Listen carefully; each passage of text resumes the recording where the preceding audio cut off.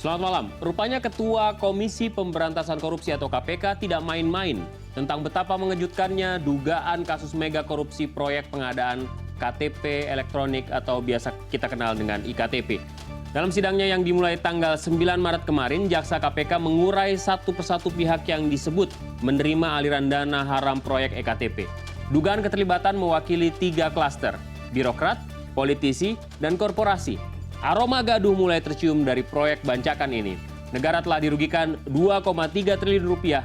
2 orang tersangka telah ditetapkan, 14 orang mengembalikan uang dan puluhan nama pejabat berkelas disebut-sebut turut serta dalam grand design anggaran proyek pengadaan EKTP. Benarkah nama-nama yang belakangan ini santer terdengar ikut terlibat? Mengapa kasus yang ada sejak 7 tahun lalu ini baru digaungkan sekarang? Itulah yang akan kami bahas malam ini. Saya Alvito Dinova Gintings. Anda menyaksikan AFD Now.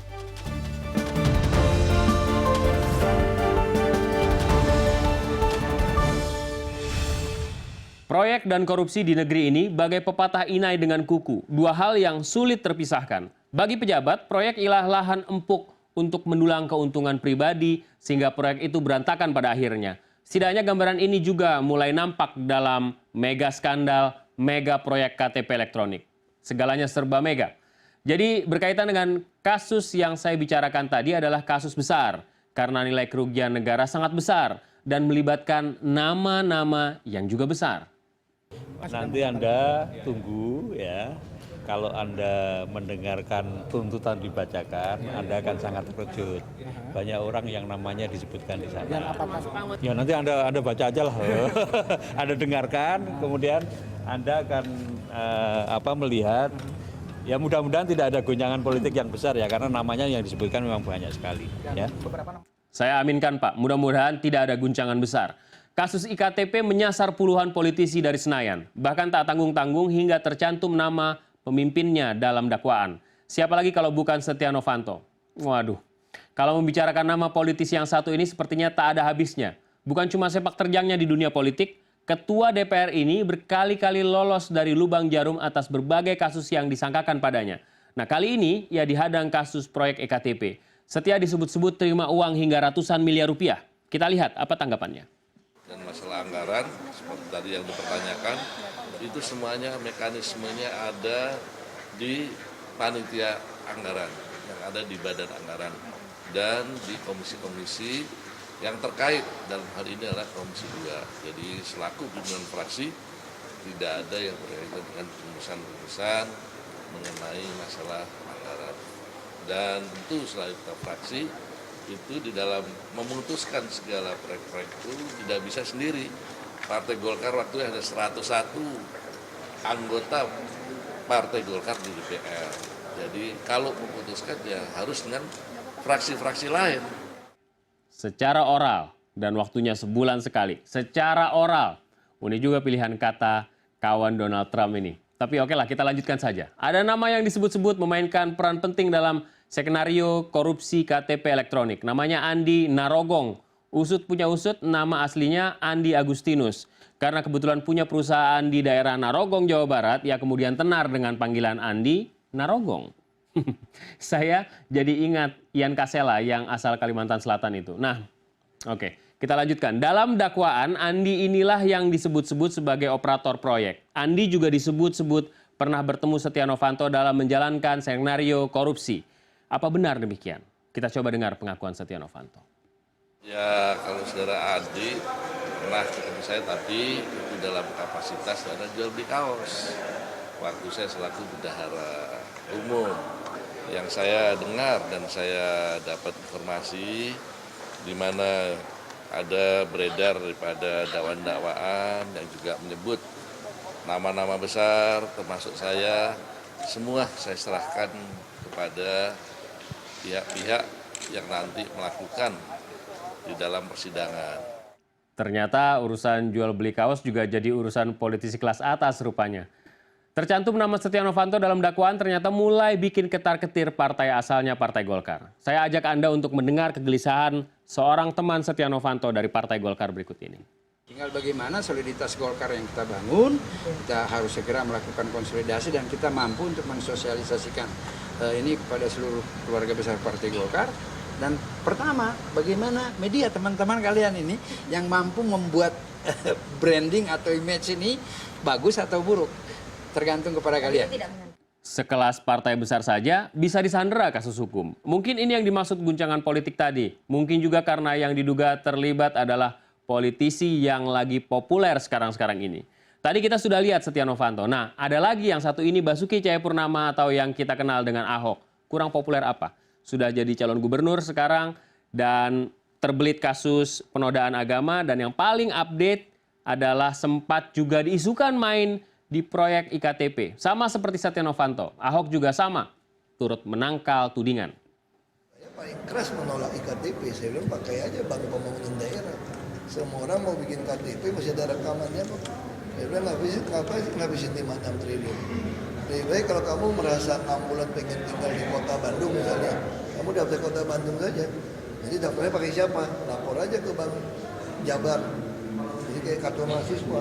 Semua orang udah usia KTP punya rekening bank. Sehingga kita juga bisa mengarahkan negeri ini menjadi negeri yang non tunai.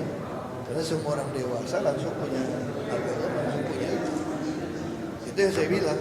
Terus pemutahiran, ngapain habisin duit pemutahiran saya bilang. Orang tiap hari lahir beranak ada. Terus mereka minta double KTP, kasih aja NPWP-nya, pajak double, kamu mau nggak? Saya jadi bingung siapa yang ikut numpang populer ya? Ahok atau proyek EKTP? Dalam persoalan IKTP ini sebagai gubernur Ahok ternyata tidak sendiri. Ada juga temannya sesama gubernur yang senasib disebut-sebut terlibat. Dia adalah Gubernur Jawa Tengah Ganjar Pranowo. Nama Ganjar awalnya muncul dari pengakuan Nazarudin yang bilang Ganjar dan Arief Wibowo dari fraksi PDI Perjuangan sebagai pimpinan komisi yang disebut-sebut sama-sama menerima uang. Tapi tunggu, kok dari fraksi yang sama bisa bareng-bareng memimpin komisi? Ada-ada saja Nazarudin ini. Tapi ya sudahlah, kita dengarkan saja sangkalan dari Pak Ganjar berikut ini. Bang, sebenarnya kan gini, isunya ada korupsi, ada pembagian duit gitu. Jadi ketika kita ini semua dikatakan terima duit, lalu mungkin nggak semuanya terima? Mungkin nggak ada yang menolak gitu kan? Mungkin nggak ada yang tidak terima gitu.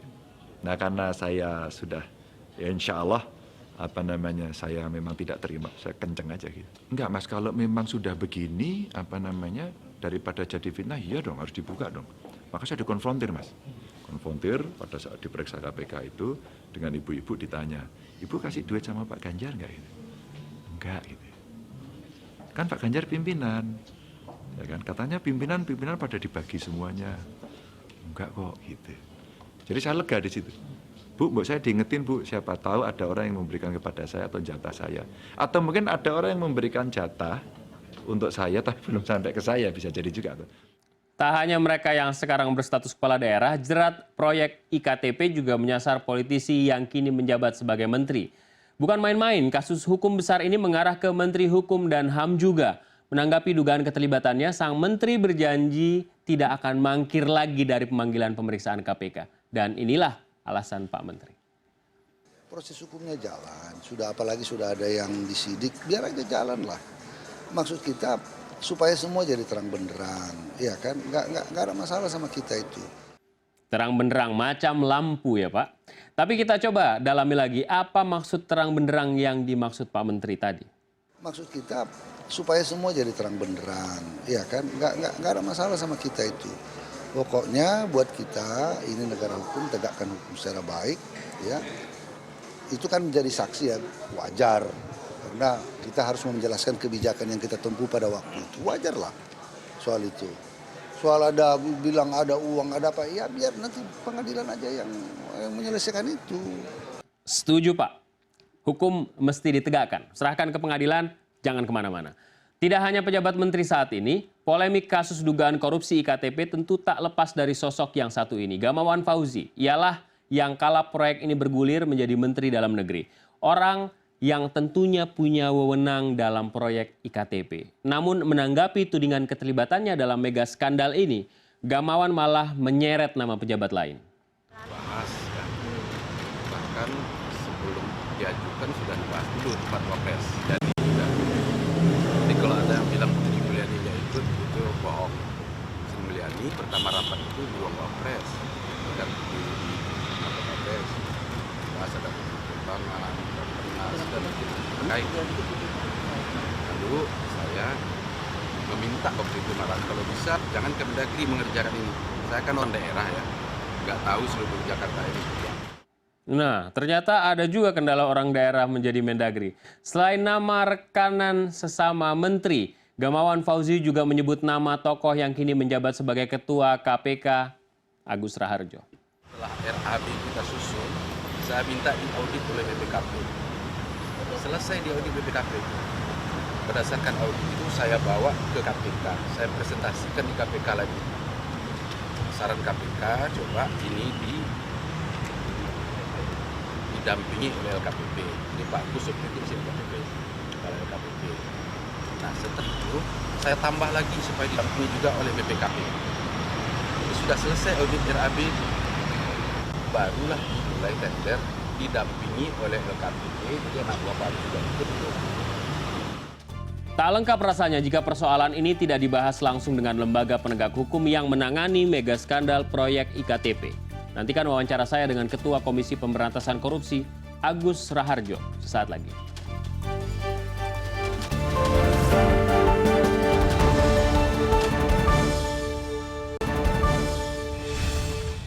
Kita bicara tentang KTP elektronik dan penyimpangannya yang dilakukan beberapa tahun yang lalu sekarang ditangani oleh KPK dan juga sudah masuk ke persidangan. Yang menarik adalah sejumlah nama yang kemudian disebutkan dalam surat dakwaan yang dikatakan nama-nama besar yang juga merupakan nama politisi yang cukup terkenal di Indonesia. Kita akan berbicara seputar masalah ini bersama Ketua KPK Agus Raharjo. Pak Agus, selamat malam. Terima kasih atas waktunya. Selamat malam Pak Mas Vito, Ya. Selamat malam para pemirsa. Assalamualaikum warahmatullahi wabarakatuh. Waalaikumsalam warahmatullahi wabarakatuh. Semua orang terkejut ketika mendengar surat dakwaan gitu ya, setelah mengetahui apa yang terjadi sesungguhnya. Seberapa besar apakah memang layak disebut mega corruption kasus ini Pak, dan implikasinya buat Indonesia? Melihat jumlah anggaran, kemudian potensi penyimpangannya, potensi korupsinya, kemudian melihat pelakunya, saya juga setuju kalau itu menjadi dikategorikan sebagai mega korupsi ya, karena memang jumlahnya juga cukup fantastis, kemudian juga pelakunya juga tokoh-tokoh yang mungkin hampir semua orang Indonesia sudah mengenalnya. Tapi kan ini pemeriksaan ini kan sudah peristiwanya sendiri terjadi sekitar tahun 2010. Dan kemudian tahun 2014 sudah dilakukan pemeriksaan. Mengapa cukup prosesnya lama sekali sih Pak sampai 2017 nih sekarang? Sampai akhirnya baru disidangkan. Peristiwanya memang cukup lama ya. Sebetulnya kalau mereka ketemu berdasarkan pemeriksaan, mereka ketemunya di sekitar tahun 2010, 2009-2010. Yeah. Kemudian kalau kontraknya sendiri, kalau kontrak itu kemudian dipenuhi, itu 2011-2012. Tapi kemudian kontrak itu sendiri ternyata tidak selesai pada waktunya, sehingga amandemennya cukup banyak, saya lupa 6 atau 7 kali amandemennya, sehingga rasanya sekitar tahun 2014 masih ada pekerjaan, dan sekarang pun masih menyisakan persoalan-persoalan. Jadi Blanko yang tidak ada dan seterusnya. bukan hanya itu, jadi sampai sekarang ada subkonnya yang kemudian nagih ke pemerintah dalam jumlah yang cukup besar juga masih terjadi. Dengan Jadi, uang sebenarnya yang sudah dikeluarkan sangat besar ya. iya.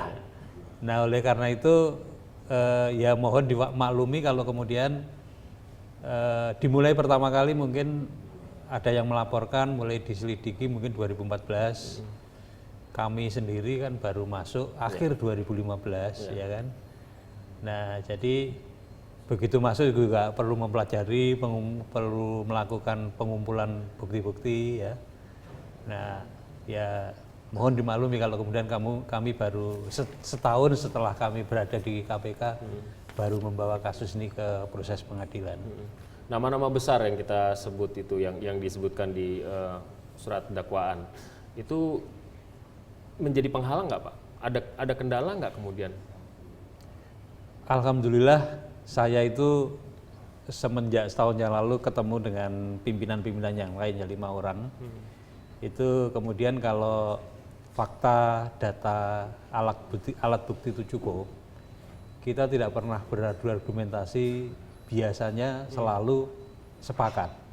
Jadi setiap ini kan digelar beberapa kali ya oleh teman-teman penyidik, anak-anak penyidik, digelar itu kita kemudian melihat memang kemudian faktanya, datanya, alat buktinya cukup lengkap sehingga ya kemudian kita setuju untuk kemudian ini naik ke proses berikutnya.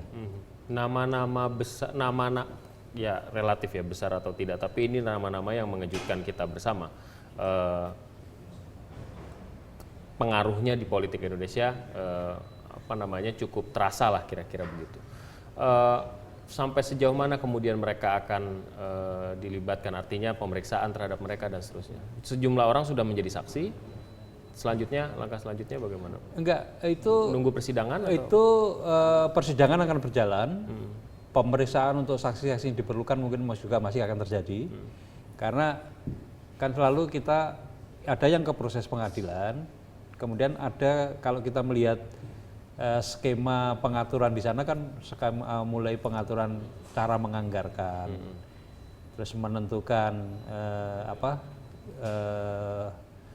perkiraan biaya dari proyek itu.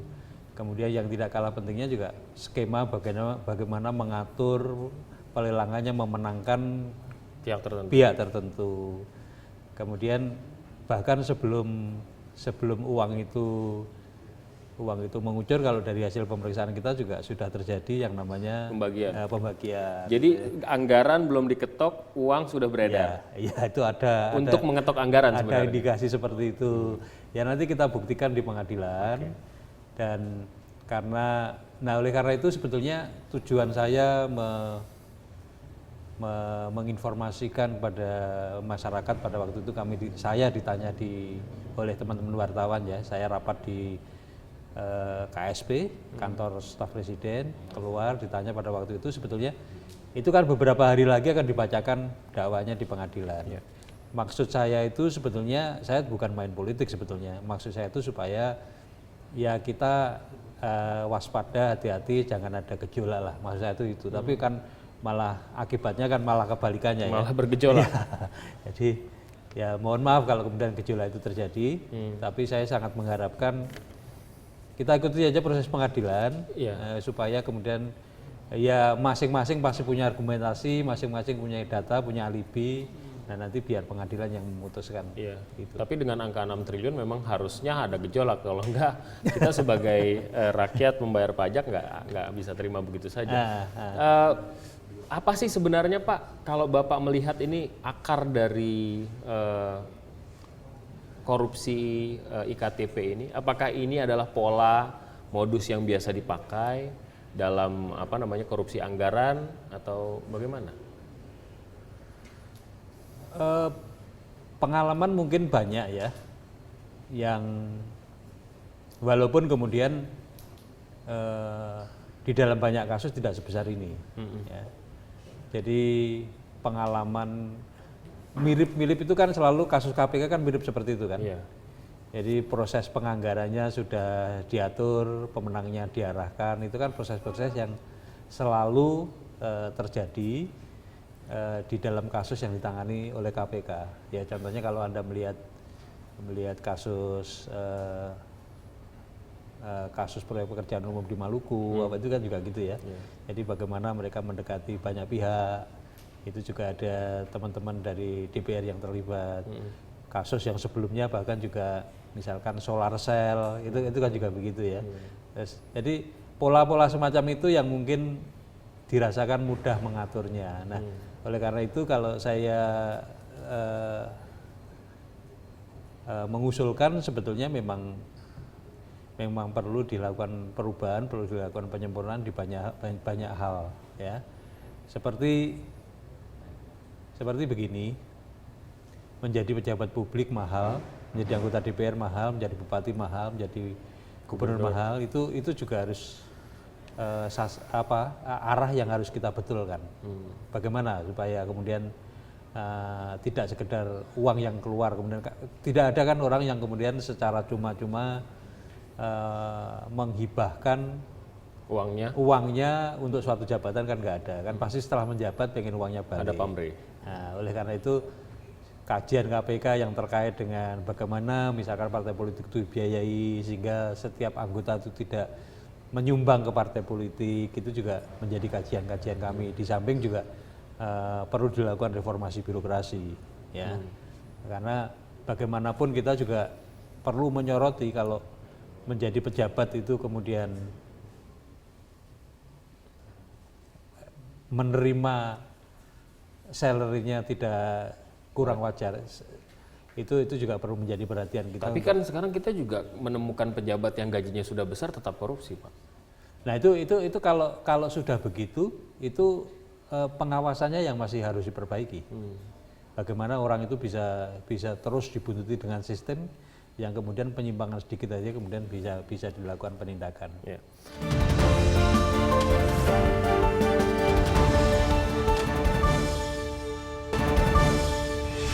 Pak, kita kembali ke IKTP.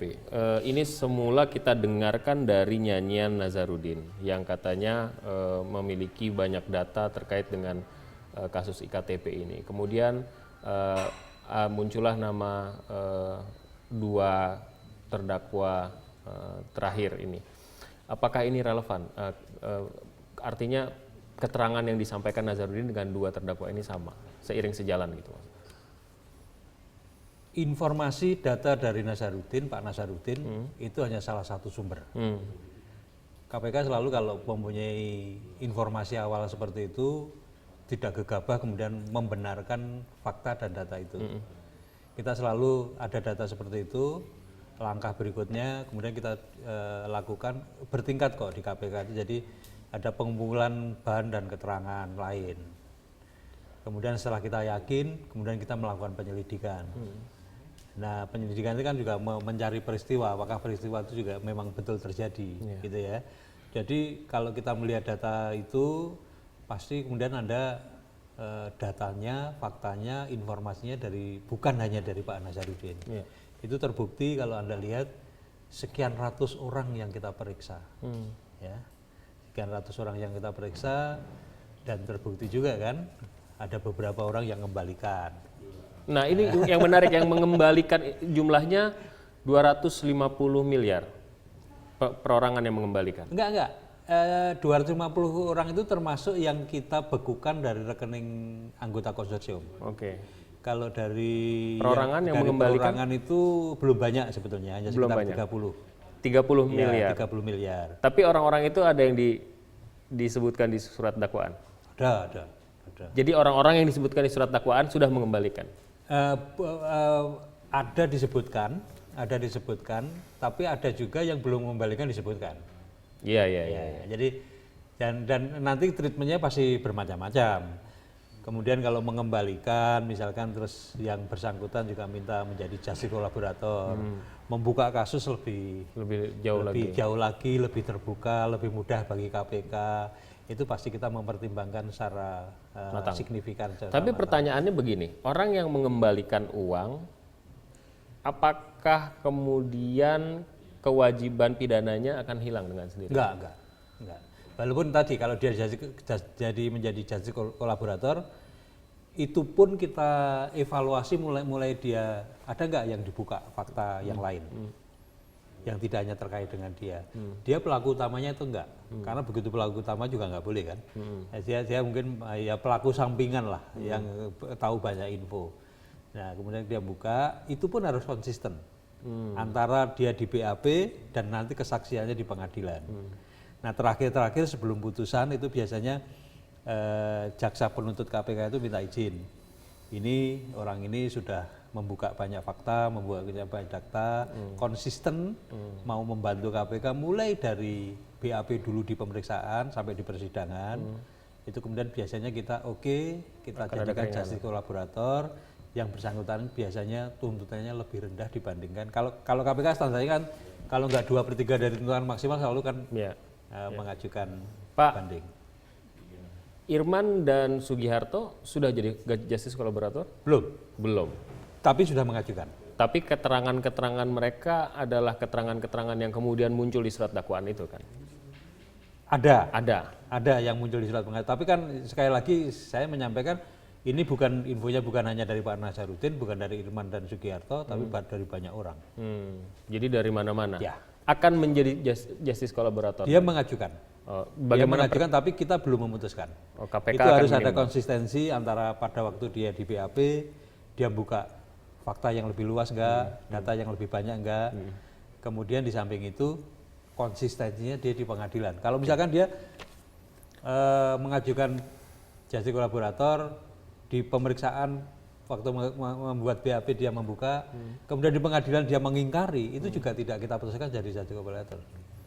Ada nama-nama yang muncul dan saya sebenarnya ingin sekali menyebutkan nama, tapi ya sudahlah ya, kita nggak usah sebut nama lah ya. Tapi nama ini sakti sekali, Sakti Mandraguna, dekat kemana-mana, nempel kemana-mana dan licin sekali. Sampai sejauh mana Pak Ketua memastikan dan meyakinkan seluruh masyarakat Indonesia bahwa apa yang dilaksanakan oleh KPK bebas dari intervensi siapapun? Insya Allah, kalau itu insya Allah. Jadi insya Allah komitmen kami akan menuntaskan kasus ini. Walaupun seperti yang saya sampaikan tadi di adik-adik mahasiswa dan di gerakan anti korupsi, ini bukan pertandingan lari yang pendek. Ini bukan sprinting. Ini adalah maraton, ya. Jadi tolong kami dikawal supaya kemudian kasus itu tuntas, kita bisa menyelesaikan. Dan saya yakin sebetulnya dukungan dari banyak pihak juga akan bisa dukungan dari banyak pihak ada, tapi juga suara yang minor dari banyak pihak juga banyak. Jadi kalau saya melihat apa yang di medsos, apa yang di dunia pemberitaan itu kan ada yang mendukung, ada yang kemudian berlawanan, ya itu oke aja, tapi komitmen kami akan menyelesaikan kasus ini. Oke. Soal ini Pak, posisi Bapak di lembaga kebijakan pengadaan barang dan jasa yang kemudian disebutkan waktu itu menjadi pendamping seharusnya dari kasus ini, dari proyek ini. Itu bagaimana ceritanya Pak? Jadi ini begini, Pak Gamawan betul. Pak Gamawan itu dari awal pada waktu itu minta pendapat BPKP, minta pendampingan KPK.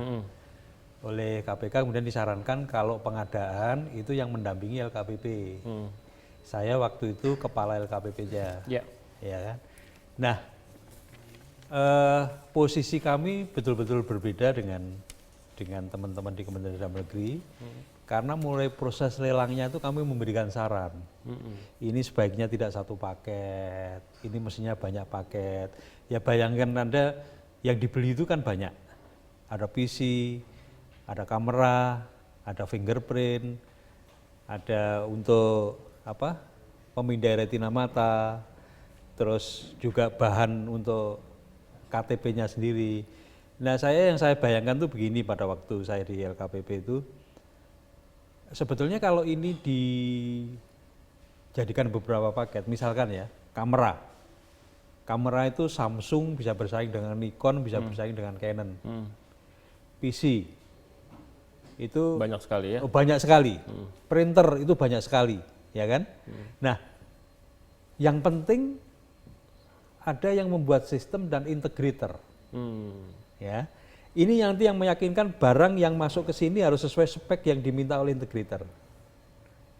Saya sampai memberikan contoh begini loh, pesawat yang canggih A380 Airbus, itu Airbus sebagai integrator loh, suppliernya dari mana-mana loh, ya kan? Mesinnya bisa dari Pratt Whitney, bisa dari GE, bisa dari Rolls-Royce gitu kan, sayapnya mungkin dari Jerman, ini ya kan? Ekornya dari mana lagi gitu kan.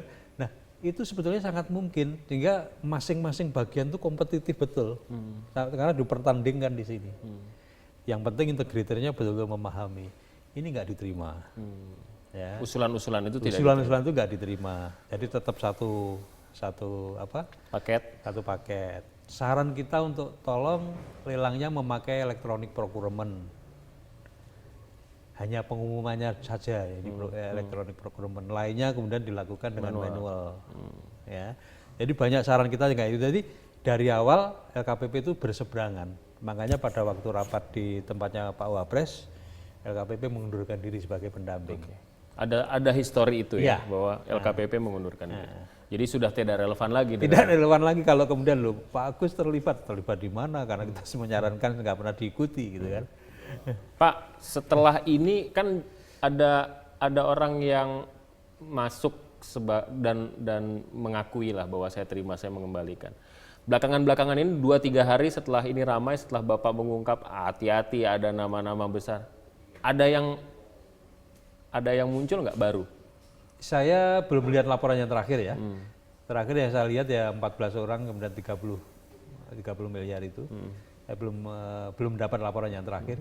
Karena itu kan penyerahannya pasti ke teman-teman di penyidikan ya. Kemudian penyidikan dikumpulkan di account-nya yang menampung itu. Saya belum menerima laporan itu. Pak, ngomong-ngomong ini ada hubungannya, kasus ini ada hubungannya dengan revisi Undang-Undang KPK? Ada orang yang menghubung-hubungkan begitu. Jadi ini posisi tawar KPK untuk kemudian memperbaiki apa yang harus diperbaiki, tapi tidak mengurangi wewenangnya yang laten dikejar-kejar seperti penyadapan, SP3 dan lain itu kan sebagainya. Kemudian isu yang sudah beredar beberapa tahun ya. Yang hilang sekarang kan dari usulan revisi yang paling baru itu yang umur KPK yang 12 tahun itu yang lainnya hampir sama. Kalau saya begini, kalau kita memang mau negara ini cepat-cepat bisa meminimalkan tipikor, menghilangkan tipikor ya, mbok langkah itu jangan dilakukan, melemahkan KPK itu. Karena kalau untuk memperkuat caranya bukan begitu. Banyak jalan yang kita untuk memperkuat KPK ya. Di samping di undang-undangnya KPK sendiri peluang-peluang memperkuat itu ada, saya malah melihat undang-undang tipikornya yang gapnya dengan UNCAC itu masih sangat lebar. Ya, United Nations Convention Against Corruption itu gapnya masih sangat lebar. Kita belum punya undang-undang untuk asset recovery, untuk korupsi di private sector. Ingat loh, banyak lembaga korupsi di banyak negara, 90% Singapura itu nangani private sector, Malaysia 50%. Jadi nggak ditangani dengan KUHP pasal penggelapan begitu ya? Oh enggak hanya begitu, karena bribery di private sector siapa yang sudah melakukan, ya kan? Jadi misalkan yang secara sederhana aja, Anda supplier pasir supaya dibeli kontraktor itu nyogok ke bagian logistiknya kan, bagian pengadaannya kan. Jadi ini masuk ke iya, itu harus masuk supaya tingkah laku bangsa kita juga berubah. Banyak perusahaan yang masih mempunyai pembukuan ganda, itu kan wajar sekali di negara kita. Mudah-mudahan kerja KPK berjalan mulus, kita doakan Pak. Karena 6 triliun ini sangat mengganggu kesadaran dan moral kita. Terima kasih sekali lagi atas waktunya Pak. Sukses untuk KPK. Mas Vito, makasih. Yuk.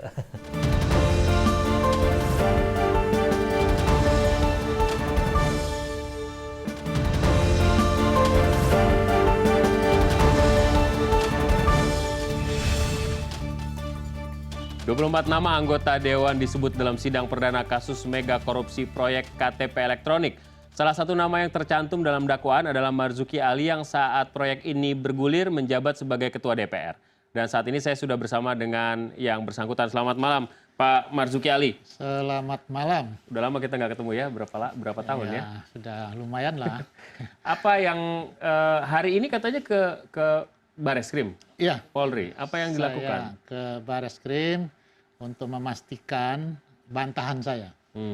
Kalau saya hanya membantah saja, publik kan tidak percaya lagi. Kenapa? Semua politisi yang melakukan tindakan korupsinya membantah, tapi tidak ada action ke melaporkan. Kalau saya begitu saya diberitakan menerima sesuatu, saya laporkan bahwa saya tidak pernah menerima sesuatu. Kalau dia tidak bisa membuktikan, maka sanksinya ada, pidana. Jadi ini tantangan saya loh. Tantangan saya kepada Andi Narogong ya. Oke, itu suratnya. Iya, ini Ini suratnya. suratnya bisa diperlihatkan ke Ini ini ya. suratnya nih. Itu surat yang baru saja dilaporkan ya, hasil suratnya. Di situ ditulis terlapornya Andi Agustinus alias Andi Narogong. Iya. Kenapa Pak? Kenapa dia yang Anda laporkan? Saya baca di dalam dakwaan bahwa dia melapor kepada terdakwa 2, saudara Sugiarto, membagikan uang sebanyak 520 miliar. Jadi yang akan dibagikan, jadi belum dibagikan. Nah, 520 miliar itu di antara lain nama saya 20 miliar. Kemudian terdakwa 2 melapor kepada terdakwa 1, Dirjen Dukcapil, dan Dirjen Dukcapil menyetujui. Artinya 3 orang ini paling tidak terkait dengan pencemaran nama baik. Seharusnya kan dicek oleh dirjennya, oleh Pak Sugiartonya, apakah betul uang ini akan diberikan kepada Marzuki Ali yang pada saat itu saya sebagai ketua DPR, jabatan yang sangat mulia. Oke. Kenapa? Saya merasa mulia dari 250 juta rakyat Indonesia. Ketua DPR itu hanya 1. Jadi saya jaga betul marwah DPR itu sebagai ketua agar masyarakat percaya. Waktu kasus ini waktu itu masih belum jadi kasus. Ketika IKTP lagi dibicarakan berubah pembiayaannya dari tadinya hibah luar negeri menjadi ke APBN, di mana posisi Bapak waktu itu? Saya tidak mengikuti proses perubahan-perubahan yang telah berkali-kali saya dengar. Saya tahu kasus ini manakala KPPU, Komisi Pengawas Persaingan Usaha, menyelidiki proses tender yang dianggap bermasalah. Nah, pada saat itu Ketua KPPU Pak Tajudin, ada 3 orang yang menemui saya. Ketua sama anggotanya 2. Anggotanya Pak Yoyo sama Pak Dedi.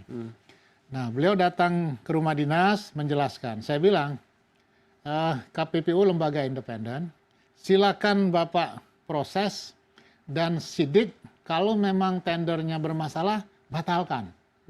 Itu kalimat saya.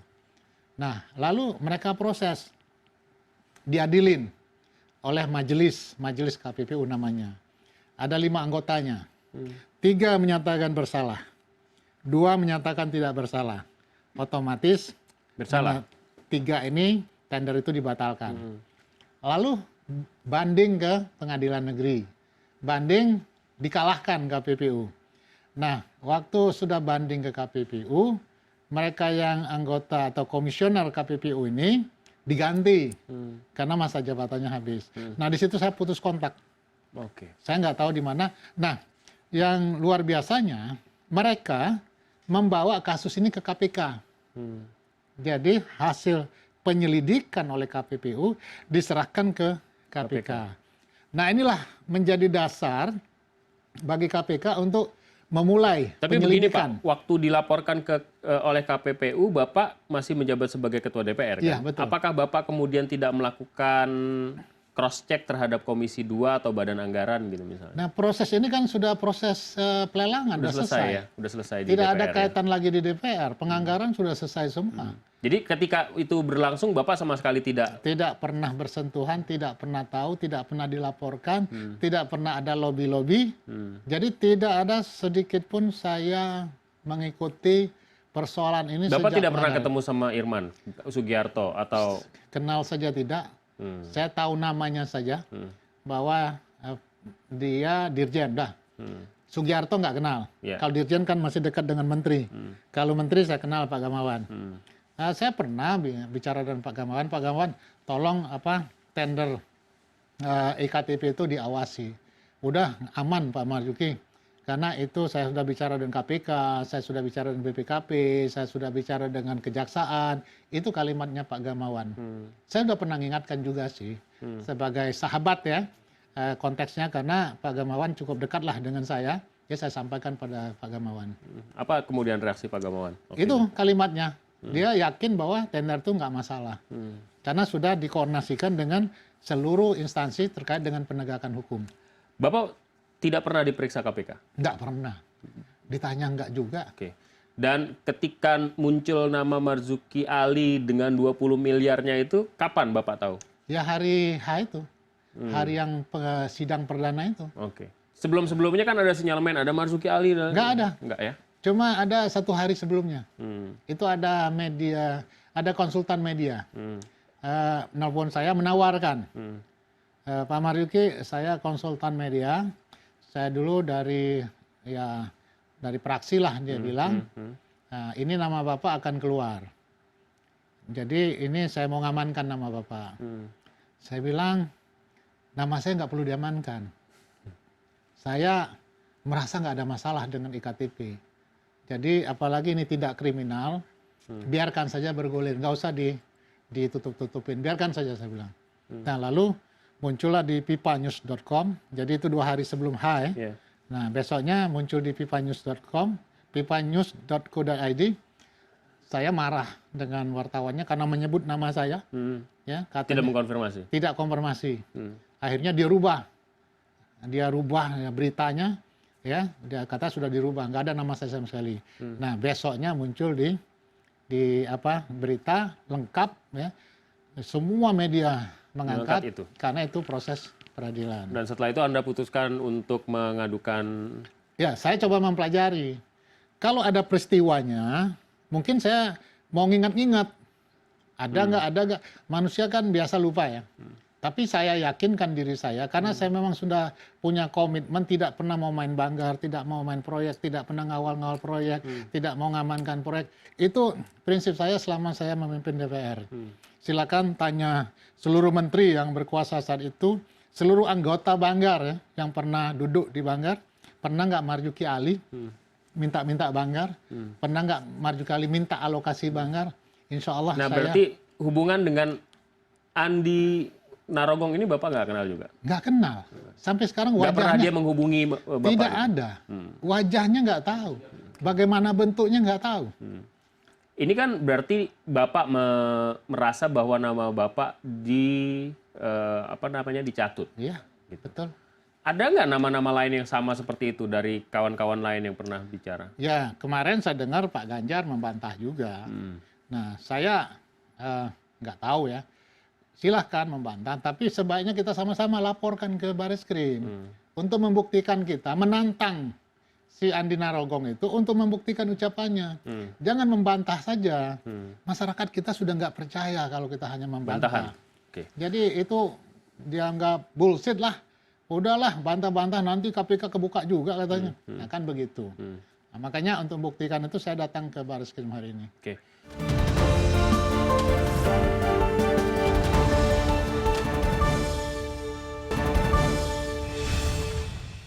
Dari konstruksi kasusnya sendiri, Bapak percaya bahwa IKTP ini memang dibancak oleh banyak orang? Kalau dari nilai, dengan pekerjaannya saya yakin itu dibancak. Setelah saya lihat bahwa IKTP ini hanya database perorangan saja. Bikin database perorangan tuh menurut saya sih gampang sekali. Menunya sedikit, begitu dimasukin datanya disimpan selesai. Tinggal jaringan se-Indonesia dibuat, masukkan chip, mau mata, mau apa juga sebagai tanda, ya selesai. Apa yang luar biasanya di IKTP kita? Nggak ada. Makanya dengan jumlah segitu besarnya, menurut saya mahal. Saya pikir dulu akan dibuat single identity number. Nah, artinya apa?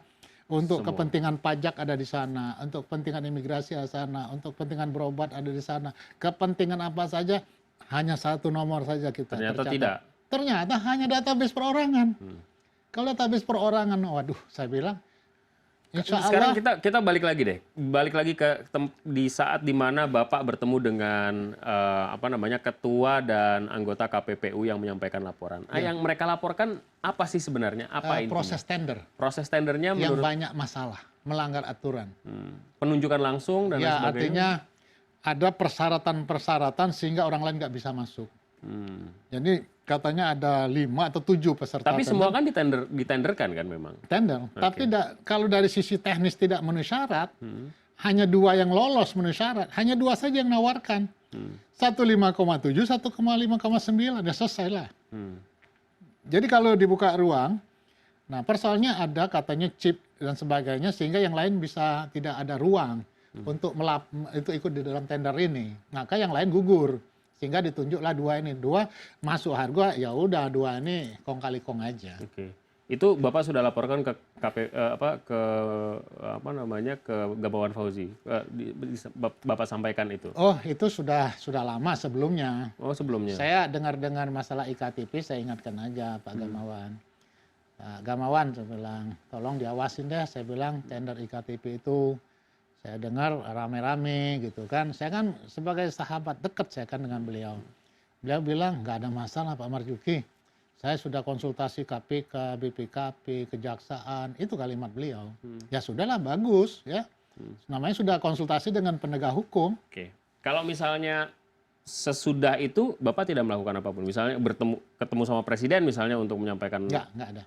Kenapa nggak? Ya memang ketemu presiden kan. Atau yang lain lah, bukan presiden, yang lain misalnya upaya ada. untuk. Kenapa tidak dilakukan Pak? Ya pertama bukan tupoksi saya. Kalau masuk ke tupoksi orang, saya dianggap melanggar kehormatan, kode etik. Karena itu memang domainnya Komisi 2 dan domainnya Banggar. Kalau keputusan Komisi 2 dan Banggar tidak bisa diintervensi. Oke. Jadi pimpinan DPR itu memang unik tuh. Ya, beda dengan presiden. Kalau presiden menteri nggak cocok dicopot. Gampang kan? Pimpinan DPR ini nggak segitu. Anggota dewan bukan anak buah kita. Itu persoalannya di kita. Kalau seperti pemerintah gampang. Setahun saya beresin kok DPR. Kalau seperti pemerintah. Waktu ketemu sama KPPU disebut nama nggak? Ada nama-nama? Nggak ada. Cuma mereka hanya melihat prosedurnya saja, SOP yang diterapkan. Proses tendernya menurut saya terlalu nyata diaturnya gitu. Oke. Nah, nama-nama sekarang kan banyak sekali nih Pak. Bapak melihat bahwa keterlibatannya begitu dalam atau bagaimana? Nama-nama banyak sekali disebut. Ya, kalau Komisi 2 pasti ikut semua dalam pembahasan.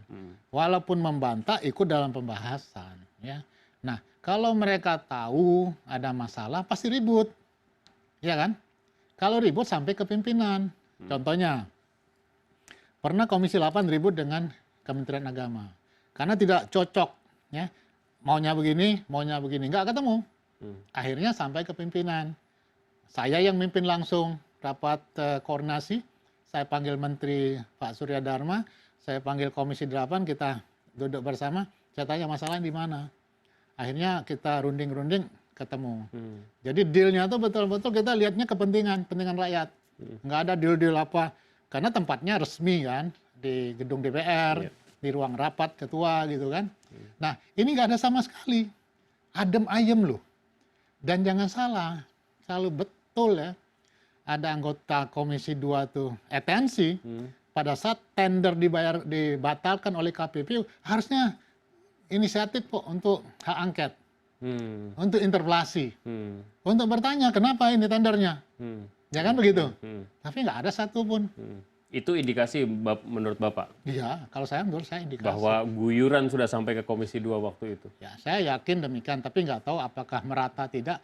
Indikasi saya kalau itu adem ayem, tidak ada gejolak sama sekali, tidak ada yang mau ngangkat ke permukaan, ya ini artinya itu sudah diselesaikan secara adat menurut saya sih. Diselesaikan secara adat. Yang begini-begini jadi jadi modus kata orang Pak di DPR. Ya, saya pernah menantang pemerintah. Waktu saya ketua DPR, saya bilang apapun yang diusulkan, karena begini, satu-satunya undang-undang yang inisiatif pemerintah hanyalah undang-undang tentang anggaran atau APBN. Itu satu-satunya inisiatif pemerintah. DPR tidak punya hak untuk inisiatif. Jadi apa yang diusulkan oleh pemerintah itulah yang dibahas oleh DPR. Pemerintah jangan sekali-kali memberi sesuatu kepada DPR. Tidak perlu lakukan lobby-lobby untuk menggulkan proyek-proyek. Silahkan saja bebas. Saya yakin paling ribut tahun pertama. Tahun kedua sudah jalan. Dan APBN pasti diketok. Saya jamin waktu itu. Saya bilang, Kalau pemerintah menjamin tidak memberi sesuatu kepada DPR, saya jamin APBN tetap saya ketok. Oke. Dan itu ternyata Tidak dijalankan Tidak oleh dijalankan. pemerintah. Nyatanya tetap, karena menikmati juga. Oknum pemerintah ini menikmati. Kenapa? Yang tender kan mereka. Yang menerima duit dari kontraktor kan mereka. Dari duit inilah baru dibagi-bagikan. bagi-bagi.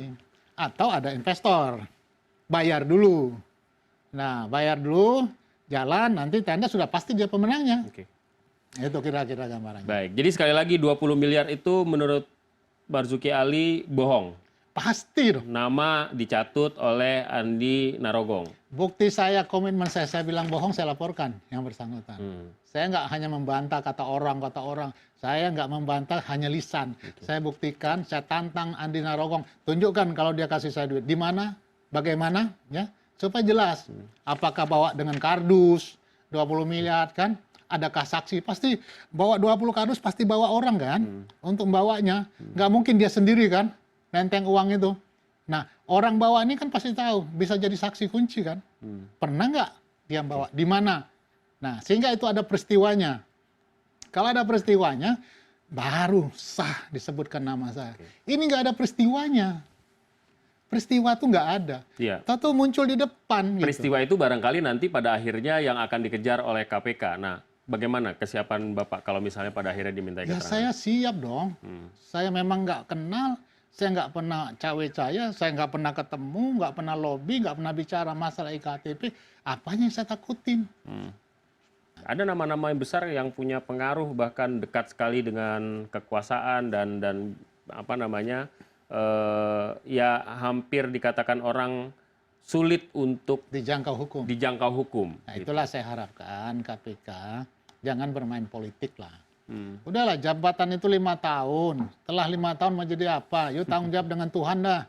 Itu aja. Saya ingin sampaikan pada pimpinan KPK. Jangan main-main dengan kasus lah. Jangan diskriminasi. Jangan pilih, ya, pilih atau tebang pilih. Jadi siapapun juga buka aja. Jangan karena tekanan pemerintah. Pertanggungjawabkan loh ini kepada Tuhan. Dia kan penegak hukum, bertanggung jawab pada Tuhan. Jadi tidak ada tanggung jawab kepada presiden ataupun kepada siapapun juga penguasa yang menunjuk beliau. Ya. Baik, Pak Marzuki terima kasih atas waktunya. Ya. Dan kita lihat nanti ya Pak seperti apa. Apakah Bapak kemudian juga akan dipanggil oleh KPK untuk dimintai keterangan? Saya insya Allah siap. Baik, terima Tapi kasih. kalau nggak ada peristiwa hukumnya, saya nggak tahu apakah dipanggil nggak Iya. tahu sih, nggak jelas sih. Kita tunggu waktunya Pak. Iya, saya kira. Baik, terima kasih. Sejumlah nama beredar dan masuk dalam dakwaan berita acara pemeriksaan dalam kasus mega korupsi proyek IKTP. Panggung Peradilan Indonesia menjadi layaknya pertunjukan. Sidangnya menjadi sorotan dan banyak membuat orang penasaran. Lalu siapa saja pihak-pihak yang diduga memiliki keterlibatan? KPK menjanjikan mereka tidak hanya akan berbicara soal nama, namun lebih kompleks dari sekedar itu. Nama-nama itu akan dicicil agar tidak terjadi guncangan politik dalam negeri. Yang jelas, kasus dugaan mega korupsi ini cukup meresahkan jika dakwaan telah berubah menjadi fakta. Semoga kuatnya legitimasi hukum tidak menjadikan peradilan mudah diintervensi. Begitu juga dengan KPK, semoga tetap fokus pada upaya pembuktian bukan hanya sekedar dugaan. Demikian AFD Now malam ini, saya Alvito Dinova Ginting. Sampai jumpa.